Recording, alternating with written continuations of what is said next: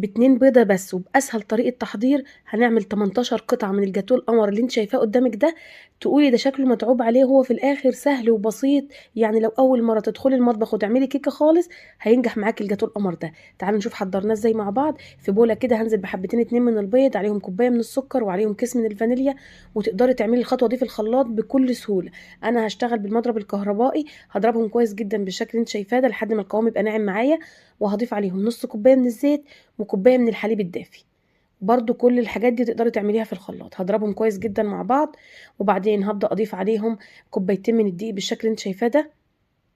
طريقته سهلة يا جماعة والله، خطوات بسيطة جدًا وهيعجبِك في الآخر إن شاء الله. وهاضيف عليهم معلقة من البيكنج باودر ورشة صغيرة من الملح، أقلبهم كويس جدًا مع بعض. في الوقت ده باكون مشغّلة الفرن على درجة حرارة 180، شبكة في الرف الوسطاني، ومعايا هنا صينية 30 في 40 هابقى دهناها دهنة من الزيت كده وفرشاها ورقة من الزبدة عشان بس ما يلزقش معاكِ. وبعدين باسوي الطبقة بالشكل ده وادخّله الفرن بياخد معايا حوالي 35 دقيقة وبيطلع بالجمال اللي أنتِ شايفاه ده، كيكة هشة وحلوة جدًا. هابدأ أقلبها بقى واشيل ورقة الزبدة واسقيها بكوباية من الحليب، ممكن تستغني عنها بس هي بتدّي طراوة للكيكة كده وتحسسِك إن هي يعني إيه، غرقانة حليب كده. هاعمل الطبقة التانية بقى، هاسيب أهم حاجة تسقي الكيكة وهي باردة وحليب بارد. هاعمل بقى الكريمة، معايا كوباية من الكريم شانتيه الخام، عليها 3 معالق من السكر، وعليها كوباية وربع من المَيّة الساقعة، وبعدين باخلطهم كويس جدًا معايا بالشكل اللي أنتِ شايفاه ده. وبعدين الكيكة هنا طبعًا لازم تكون باردة، أهم حاجة تكون باردة. هابدأ أفرد طبقة الكريمة واسويها بالشكل ده، وفي الوقت ده لازم أدخّلها الفريزر نُص ساعة أو في التلاجة بتاخد معاكِ ساعة.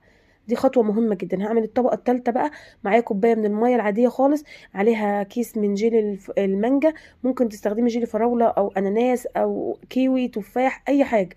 وبعدين هاضيف عليهم معلقتين كمان من السكر معلقة كده من النشا، معلقة كبيرة هرمية كده من النشا، وارفعهم على النار يغلوا بالشكل ده، وهاسيبهم أهم حاجة يبقوا باردين. وهنا أنا دخّلت الجاتوه بتاعي الفريزر شوية، وبعدين الخليط اللي معايا ده بيكون برضه بارد، خليط الجيلي ده. هابدأ أنزل على طبقة الكريمة كده، وعشان الطبقة متماسكة معايا مش هيتداخلوا في بعض. لو أنتِ حطيتيه وطبقة الكريمة ديّة سايبة، كله هيتداخل في بعضه ومش هيديكِ شكل حلو خالص. هابدأ برضه أدخّله الفريزر كمان شوية، وبعدين هابدأ أقطّعها بالشكل ده من النُص الأول. أنا قطّعتها على 18 قطعة، وحجم القطعة مناسب جدًا، بجد موفّرة أوي وطعمه حلو جدًا وتزيينه بسيط. ممكن تكتفي بالتزيين بالجيلي اللي إحنا حطيناه ده. أنا هاقول لِك كمان فكرة للتزيين هتدّيكِ شكل حلو أوي. لو أنتِ رايحة مشوار بقى أو رايحة معزومة عند حد، تقدري تاخدي الصينية دي معاكِ والله هتشرّفِك في أي مكان، أو لو عندِك ضيوف سريعة كده. هابدأ أعمل روزيتات كده بالكريمة اللي كانت متبقية معايا بالشكل ده، وبعدين برضه عملت صوص شوكولاتة كده بيتي